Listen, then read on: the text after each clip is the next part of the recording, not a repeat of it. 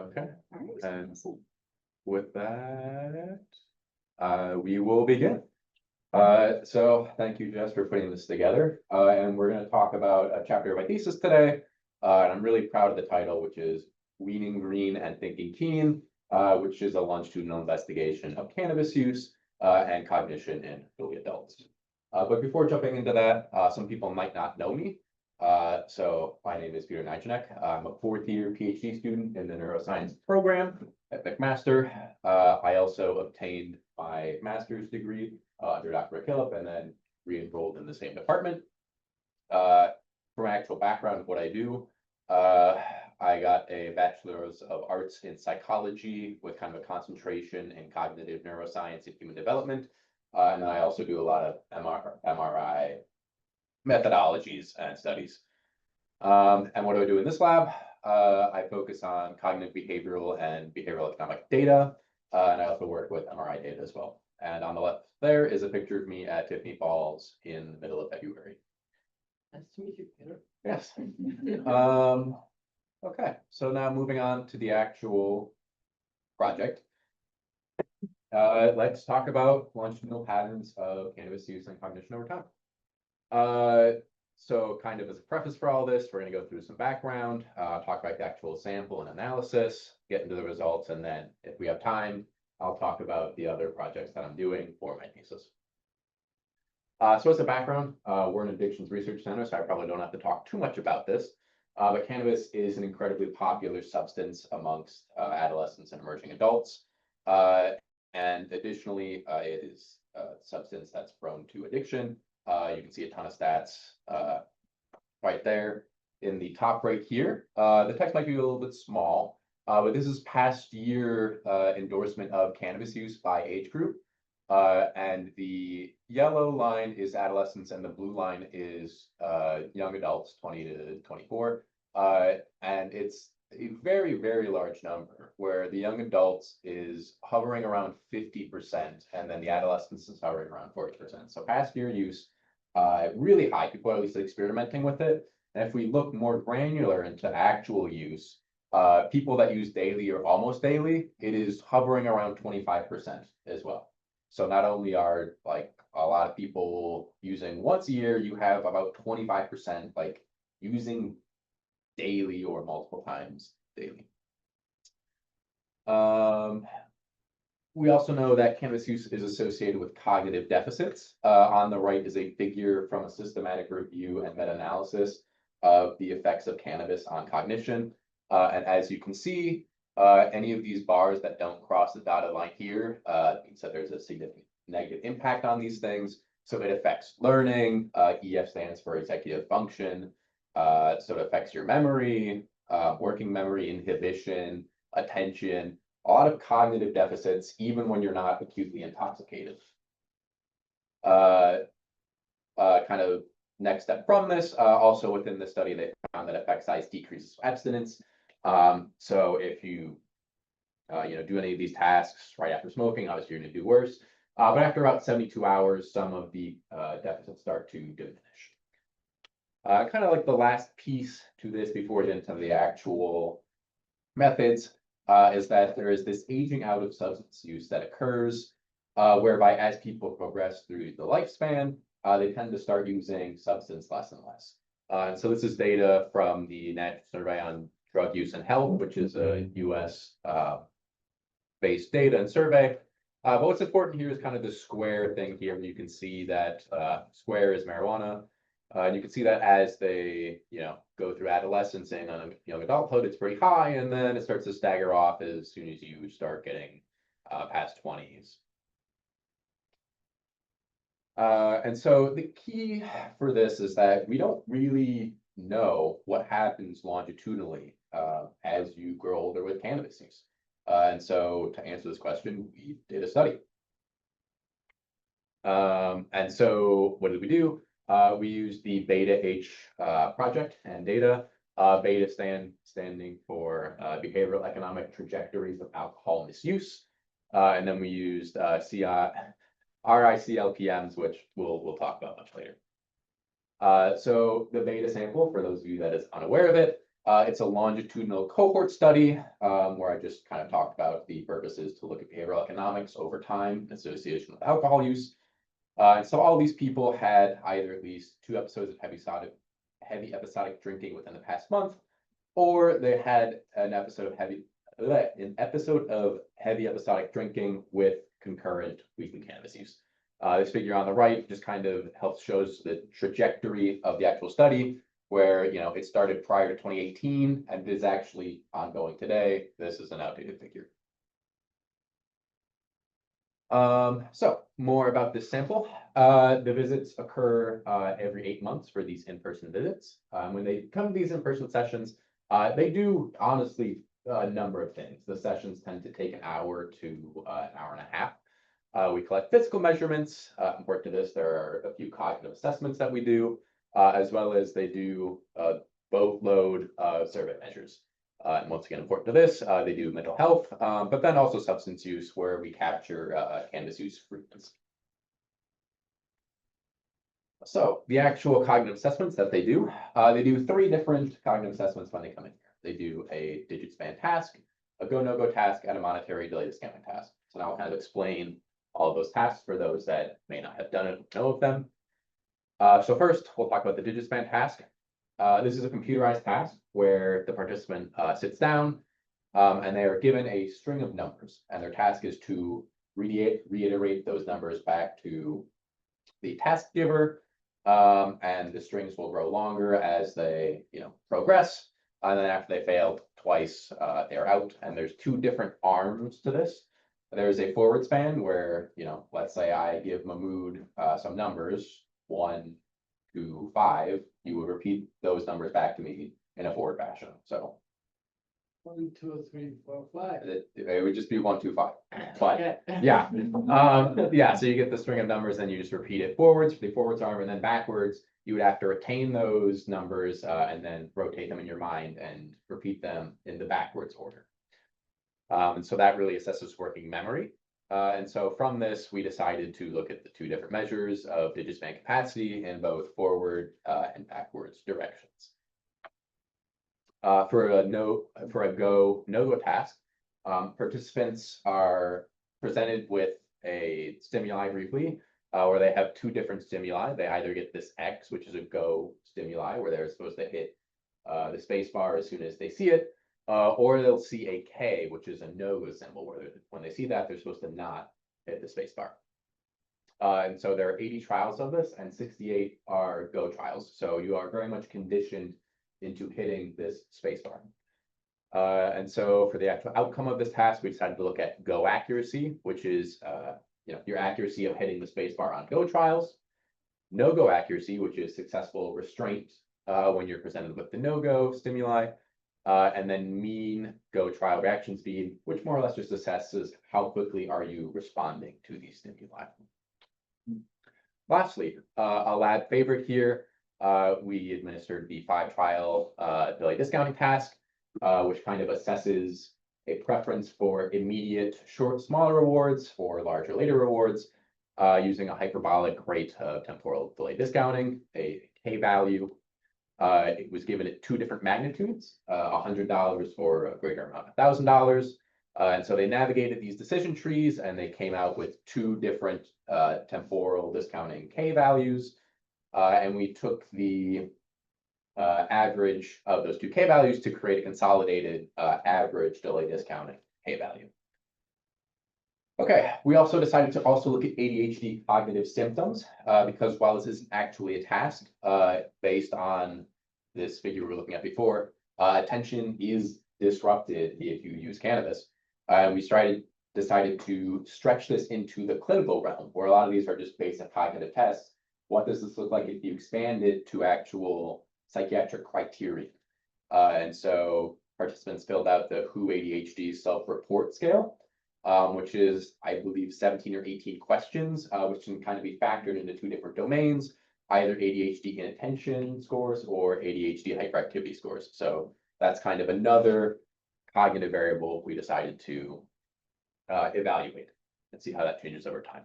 So for the actual sample, the original beta H sample is 700 and 730 participants, I believe. And of those 730, 691 participants had a singular wave, at least one wave of complete valid cognitive data. That is to say that there is quality control that's happening behind the scenes for these tasks to make sure people are paying attention or not just like hitting a button over and over again. And so we decided to use all the waves prior to the COVID-19 pandemic, which is 3 separate waves. It would be waves T1, T3, and T5.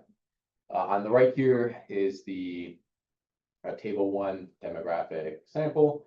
And so all these participants are from age, I think, 19 and a half to 23 or something like that. So emerging adult sample, most of who are in undergraduate university at the time. Obviously, they engage in heavy drinking because that's one of the criterion for the study. And a decent amount are using cannabis, as we can kind of see. 30% are using monthly, and then upwards of 25% are using weekly or greater. So we are going to investigate cannabis and cognition over time. How are we going to do that? We're going to use random intercept cross-legged panel models. And this builds upon traditional cross-legged panel models, which you can kind of see in the center there, where we evaluate the influence of 2 variables on each other over time at any given time series. So, here is the first wave, this is the second wave, and you can see how the variables influence one another over time. The cross-lagged part would be how one variable influences another variable at a future time point. But there's a problem with this cross-legged panel model, which is that it kind of assumes everyone's the same and comes in with equal scores at the beginning. You can't differentiate. There's no room for between person differences.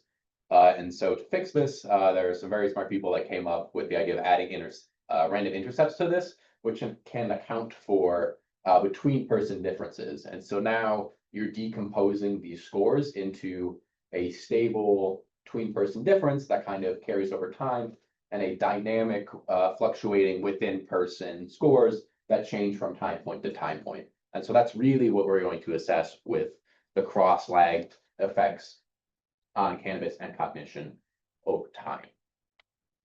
And so, from this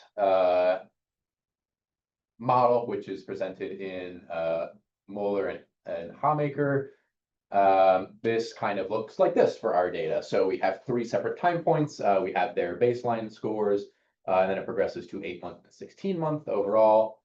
We have cognitive variables kind of on the top here, where we have the 2 digit span measures of digit span capacity for forwards and backwards. We have 3 go, no-go measures in go accuracy, no-go accuracy, and reaction time. 1 concise temporal delay discounting measure, and then 2 ADHD measures looking at inattention and hyperactivity. And then for the actual cannabis use variable, we looked at cannabis frequency use over time. Yes. So that the model that I was showing before is actually a very basic model. So this is the basic model. We also added more things into this model. So we made more advanced models in this 5-variate model. So we covariate for age, sex, income, and education, because those are important and would influence both cannabis use and the cognitive factors, as well as because this is a group that also used alcohol heavily. We made trivariate models looking at cross-lagged effects across 3 different variables instead of 2. So we ran quite a number of models. So the results, what did we actually find? So one of the things that we're kind of assuming when we did this was that substance use was going to decrease over time. And we did indeed find that. We found that heavy drinking days decreased, as well as cannabis use over time. So on the left is an alluvial, where you kind of see people start to trend down towards 0 heavy drinking days a week. And on the right is the cannabis assist score, looking at frequency, where we tend to see a decrease down towards none, although there is still significant cannabis use throughout the actual project. So unfortunately, I don't have a lot of fancy brain images or graphs, kind of like mood or Tegan has. I just have a lot of tables to show people. And so the way to read this is that we're going to look at the cross-lagged effects here on the rows, where this is cross-lagged effects from time point 1 to the second time point, and this is the second time point to the third time point. And so the way of interpreting a table like this is that in our basic model here, we can see that a forward digit decreased cannabis use from baseline was associated with increased forward spend measures at future time points. So if you decrease cannabis use, you do better, you have a higher capacity for your digit span moving forward. And that was kind of true across a lot of the models, though the effects became smaller as you started to add more covariates. And then with the trivariate models from time point 3 to time point 5, we actually did not, the effect shrunk such that it didn't actually reach significance. For go, no go, there's a lot to unpack here as well, where for go accuracy at baseline, there were no cross-lagged effects at all. But once you incorporate for demographic variables, there is a significant effect whereby increases in go accuracy predicted increased cannabis use at follow-up, which is a little interesting and not what we would have expected. No significant effects for no-go accuracy, but for actual mean go reaction time, we found that quicker reaction times were associated with increased frequency of cannabis use at follow-up, which was another bizarre, unexpected result, which we'll unpack later. No results for delayed discounting, no cross-lagged effects. And lastly, for ADHD, we see pretty robust and strong effects for bi-directional cross-lagged effects, whereby if you have a flare-up of ADHD inattentive symptoms, you're going to have increased cannabis use frequency of follow-ups, as well as the other way around. If you increase your cannabis use, you're going to have a flare-up of ADHD inattentive symptoms. And the same is more or less true for ADHD hyperactivity. As well, where increased cannabis use coincides with increased hyperactivity at follow-up, and after you covary for alcohol use and other demographic variables, we also see increased ADHD flare-ups coinciding with increased cannabis use frequency. Okay, that's kind of a lot. So to more or less break down everything we talked about into one summary output table, decreased cannabis use coincides with increased digit span forward capacity, which is proxy for attention. We also found that increased go accuracy was associated with increased cannabis use, and quicker reaction times were associated with increased cannabis use. These are kind of bizarre outcomes, but if you piece them together, they actually do make sense. If you have ever taken, or if you've ever done the go no go trial, you're very much conditioned into hitting this button over and over again. And so what I think these findings reflect is that if you're doing the task, once you fail a no-go trial, because you're conditioned into hitting the button, once you fail a no-go trial, you engage in much more cognitive restraint, where you're like, oh, like, is this the signal to go? So, if your go accuracy increases, i.e. if you're conditioned more into just hitting the button, you have increased cannabis use, which is reflective also in this reaction time finding, where your faster reaction times are associated with increased cannabis use, because they're not engaging in this cognitive restraint of refraining from hitting the button. Hopefully that makes sense. If not, we can talk about it later.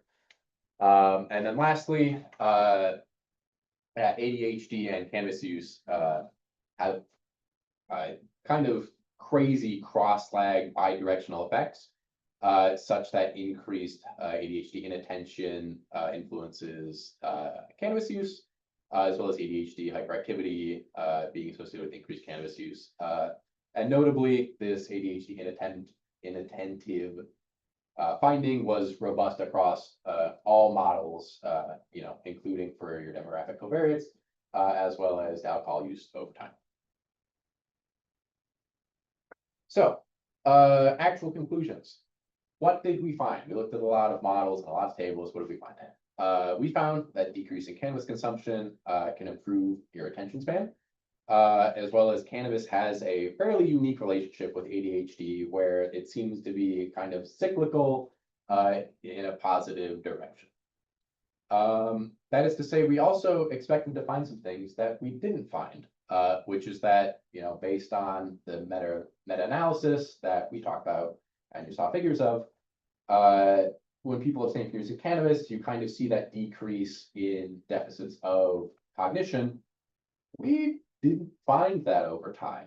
That is to say that decreased cannabis use was not associated with what I'm going to say is recovery, which I can't use that word because we don't actually know what their scores were before using cannabis. We did not see an improvement in cognitive facets with decreased cannabis frequency for working memory, processing speed, inhibition, and delay discounting, which is maybe a bit concerning, but I think that also shows that there is some future work that has to be done, which I'm not sure how much I can really do of this, but I think it'd be really interesting to do perhaps like a latent profile analysis on this cluster of people to see maybe there is some group that is like, decreasing their use over time and is recovering these traits, whereas there is some group of people that are just not decreasing their cannabis use over time.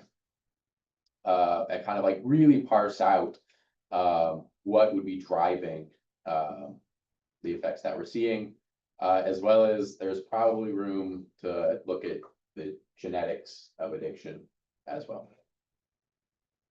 How are we doing on time? Oh, I'm doing fine on that. Okay. So yeah, now we'll talk a little bit about some of my other projects for my thesis. I'm currently doing a systematic review of the longitudinal effects of cannabis on brain structure for MRI. We had 4 buckets of search terms, kind of reflecting cannabis use, brain scan MRIs, as well as words reflecting a longitudinal pattern. And we started with more than 400 articles, screened that down to 26 included for full text review. And then after doing full text screening, we ended up having 15 articles that had longitudinal methods captured for cannabis frequency as well as MRI methods. And I'm still working on unpacking all of these, but the early results don't really find that the science comes to any conclusions about long-term effects of cannabis use on brain structure. But there is this pattern of like non-original samples, where I wrote here 10 of 15 studies utilized shared samples. That is to say that not that all 10 shared the same sample, but there are overlapping samples for 10 of these 15. They share identical samples in one way or another. And then lastly, 12 of these studies resample similar populations. So we really need novel long-term cannabis use and brain structure captured studies. And then lastly, I will be working with healthy data. So a lot of the stuff that Tegan has done, and that was part of this first seminar, I'm going to be following up on. So fingers crossed, and we'll see what happens there. But a lot of her work focused on predicting decreases based on brain structure. Mine is almost kind of the opposite effect, where we see this decrease in QDIC scores and cannabis consumption. My question is, what is occurring in the brain as a function of this decreased cannabis use over time? And there's a lot more cognitive variables that are relevant in these healthy studies. We have a lot more data there, whereas in the beta age sample, there was really only the 3 measures that were taken. Here, they did the whole NIH toolbox battery for cognition, as well as there's the MPT, delay discounting, MCQ, a whole host of cognitive variables that could be unpacked. So hopefully I'll also look at those as well.